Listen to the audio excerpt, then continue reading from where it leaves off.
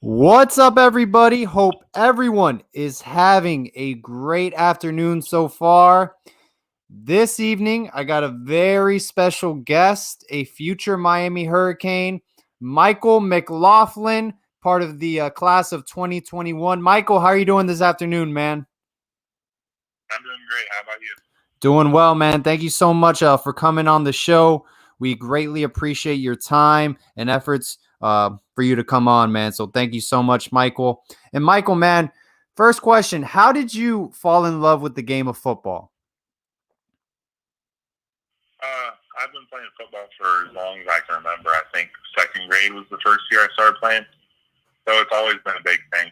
And I just fell in love with the game because there's nothing else like it. Like, what's another sport where you get to just go and just hit somebody every single play? Yeah, no, absolutely. I think maybe wrestling, you go at it for a little while, but football is Yeah. definitely a very physical sport, man.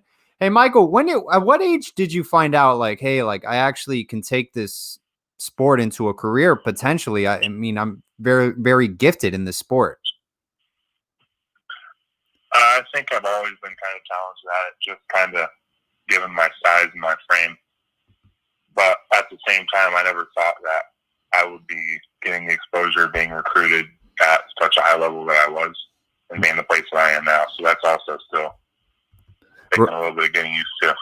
Right, absolutely. And did you hit a growth spurt recently? Because I know you're weighing at 6'7", or were you always kind of the tallest kid in your class? I've kind of always been the tallest kid in the class. I've always been taller than everyone else, really. Yeah, absolutely. Are your parents tall as well? No, they're more average size. My dad's 5'11", my mom's 5'9". Oh, wow. So where'd you get your height from? On my dad's side, he's got an uncle that was 6'6", and his dad was 6'2", 6'3". So it's in there somewhere. Just get my parents. Yeah, absolutely, man.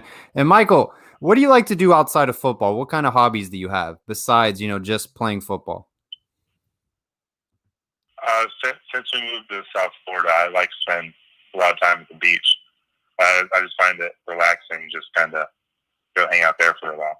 Yeah, absolutely. And you did you used to live in the Indianapolis area? Yeah, I did. Okay, very nice, man. Yeah, Indy 500 is pretty big over there in basketball. Are you into those sports as well? I was never really into racing, but basketball. I did grow up playing basketball too. Nice, very nice. Oh yeah, man, that's Hoosier country over there. I mean, I grew up Yep, loving sure. Reggie Miller. Yeah. Definitely. Hey, Michael, how difficult has it been, to prepare for this upcoming season due to the pandemic? You have to condition, hit the weight room. Like we spoke about earlier, football is a very physical sport. So how difficult has it been for you? The hard part's just been getting used to what the new normal is now. The fact that football is still up in the air for this season at the high school level. Right.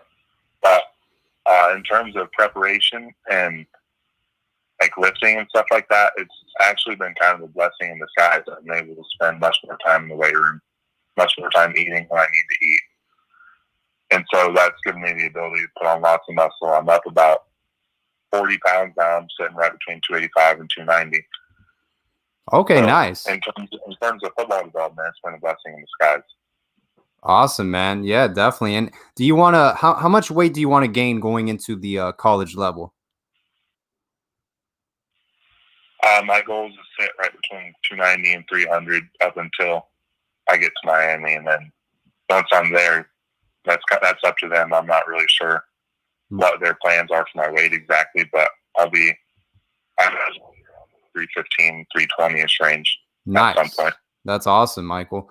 And I got a question here. Someone asked, who was your favorite player growing up, and kind of who do you follow in the game, kind of as an idol? Favorite player growing up, coming from Indy, Peyton Manning. Peyton Manning. He was he was a stud. He was fun to watch. But more recently, I like watching Quentin Miller. Okay, very cool. He's a monster. If you ever watch his highlights, yeah, he's very people. Okay, I gotta check him out. Definitely. And speaking of other offensive linemen, um, how is your relationship with the other offensive line recruits committed to the class of 2021?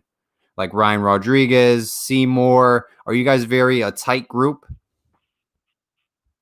I had a chance to meet those guys back in February at a couple of the camps, like Rivals and Under Armour. Right. And we also work with the same trainer occasionally. And so I haven't had the chance to work with them yet with that trainer, but I know we have that in common, so that's also interesting. Okay, very cool. Are you guys in a kind of a group chat? I know other classes in the past were all in a group chat together, texting each other. Yeah. Very nice, man. And how has the recruiting process treated you? I know it can be very stressful and maybe exciting for recruits. Do you see it as a kind of just something anxious you want to get it over with, or are you really enjoying the recruiting process? No, it was something I did really enjoy. It was crazy. It's just the amount of colleges that were talking to me and the attention I was getting. Yeah, absolutely. It took getting used to, like I said earlier. Yeah, absolutely. And what schools out of high school were you interested in during the process? My top two schools, when it came down to me making a decision, was between Miami and Louisville. But I obviously ended up picking Miami. And from there, I did shut down my recruitment, told the rest of the coaches, thanks, but I've made my decision. Absolutely. And your recruitment right now is completely shut down and you're just fully focused on Miami. Yes, sir. Absolutely. And why did you commit to the University of Miami? What factors did what do they offer you as a future student athlete? Coach Diaz is building something great down there. It's a winning culture, lots of tradition that goes behind putting that uniform on. And it's just a place I could really see myself being for the next 3 or 4 years. And it also sets me up for the next 40 years after college as well. Yeah, I mean, no doubt about it. I mean, the University of Miami, their football program speaks for itself. Great tradition, great alumni base. Have you been able to speak with Ed Reed at all?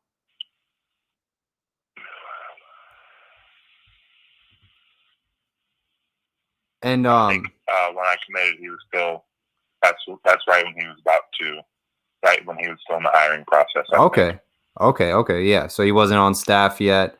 Who on staff was kind of the primary recruiter during your process, and who do you are in communication with?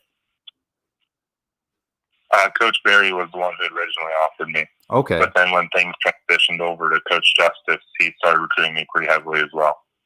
Very cool. Throughout the entire recruiting process with Miami, Coach Pata is the one that he's been my guy. He's answered any of the questions that I've had, and he's been there, show us around campus when we take visits down there, and he's kind of handled the bulk of my recruiting. Very cool. So Coach Pata, you've developed a very good relationship with him. Yes, I have. And how is Garen Justice as a person? Is he a very nice individual as well? Yeah, he is. He's a good guy. What kind of offense in the sense are they pitching at you? Is it that fast pace, no huddle type air raid offense? Is that the expectation to come in and just play fast? Yeah, I know that's what Coach Ashley's trying to transition over to. Just the amount of athletes at Miami, the amount of speed that's down there.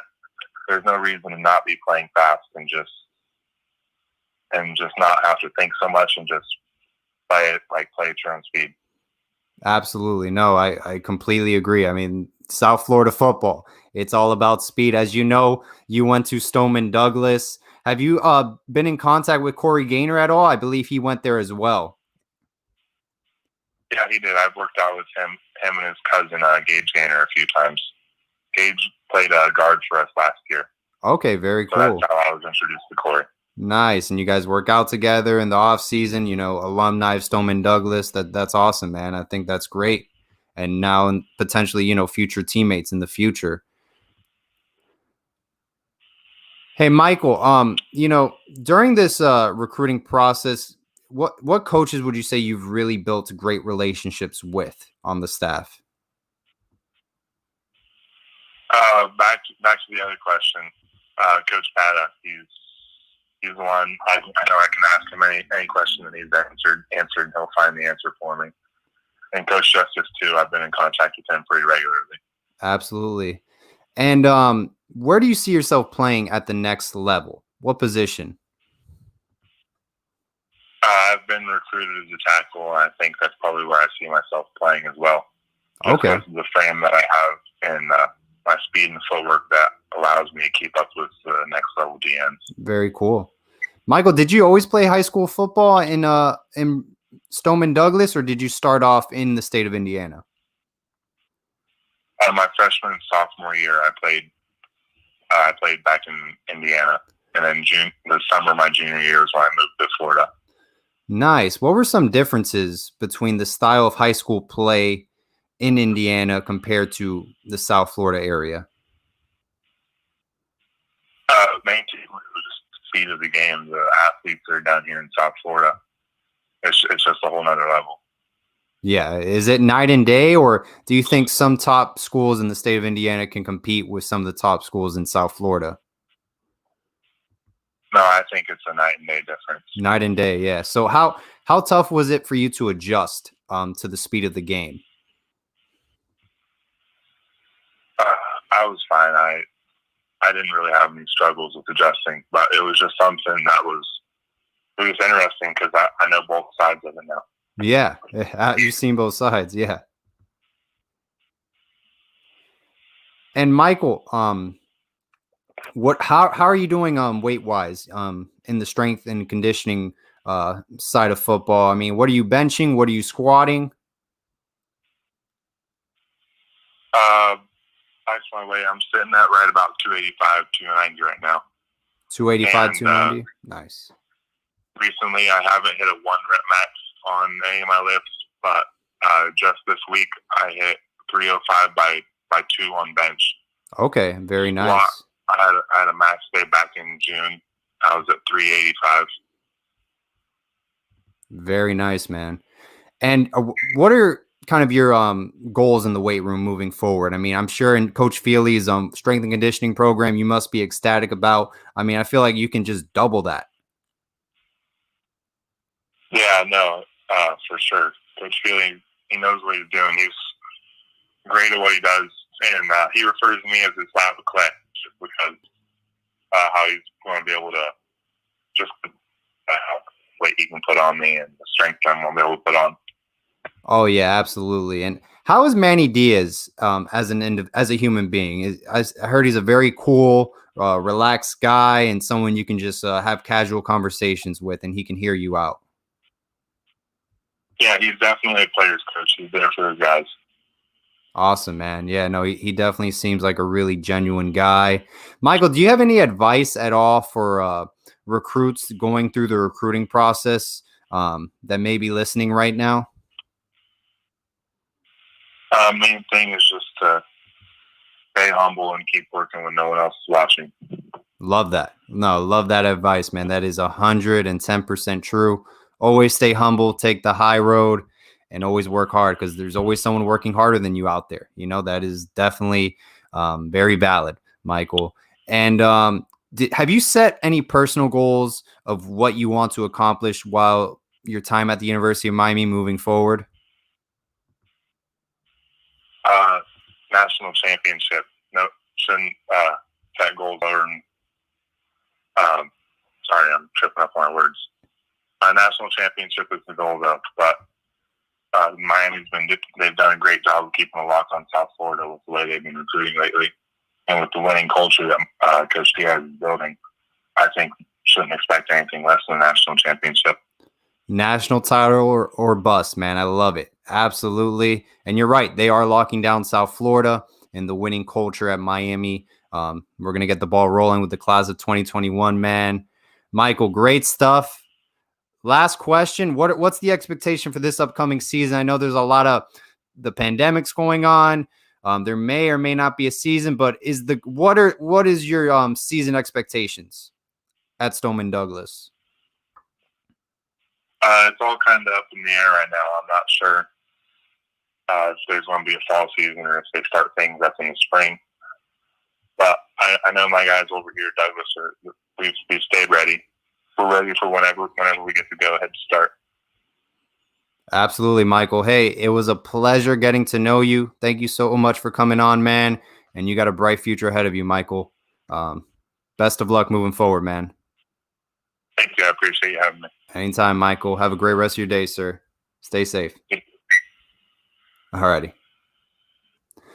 All right, everyone. That was Michael McLaughlin, 4-star offensive lineman out of Stoneman Douglas Senior High School. Some things that I did notice while interviewing him: he's very mature for his age, very respectful young man, has a bright head on his shoulders. He's 6'7". He wants to get to about 315, I believe, while in college. He's benching right now, maxing out 290, which isn't bad. Remember, he's 6'7", so he has a long arm span, so it's going to be harder for him to bench. But like he said, Coach Feely has high expectations with Michael McLaughlin, what he can do in a proper strength and conditioning program in college. You know, it's kind of scary what he can actually do, Coach Feely, with Michael McLaughlin, you know, with the proper nutrition, you know, in the proper weight room program. So, hey, very, very mature young man.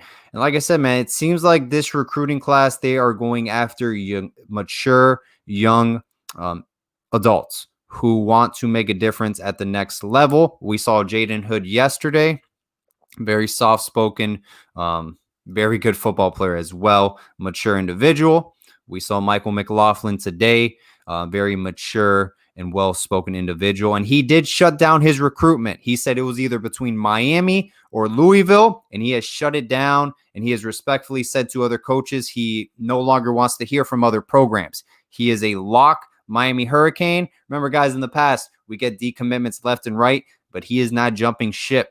Michael McLaughlin is here to stay, and he is locked with the class of 2021. Like he said, his goal at the University of Miami is to win a national title or bust. That is the goal. That is the expectation Michael McLaughlin has set coming in to the University of Miami. So, hey, man, definitely pumps me up, gets me excited that recruits are saying that out the gate.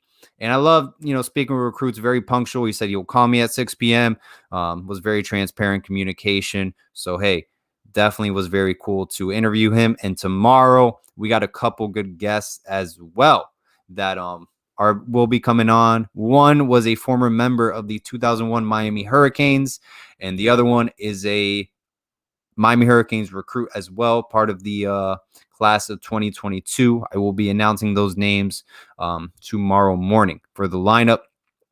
First interview will be at 7 p.m. Second one will be at 8 p.m. So that's all I got, guys. Hey, thank you so much, guys, for everyone for tuning in. Michael McLaughlin, class of 2021, 6'7" offensive lineman. Man, the sky's the limit for him. He is it's kind of scary what he can do with the proper strength and conditioning program moving forward in this offense. And like he stated, you know, Rhett Lashley, Garen Justice, and Coach Pata all developed great relationships with him. And they also did tell him, you know, this is going to be a very fast-paced offense, nothing that we've seen in the past with Miami. And he also agreed, hey, this is South Florida. There's a lot of great speed in South Florida compared to where he was before, freshman, sophomore year in the state of Indiana. It was very slow. It's night and day. You can't compare the football there.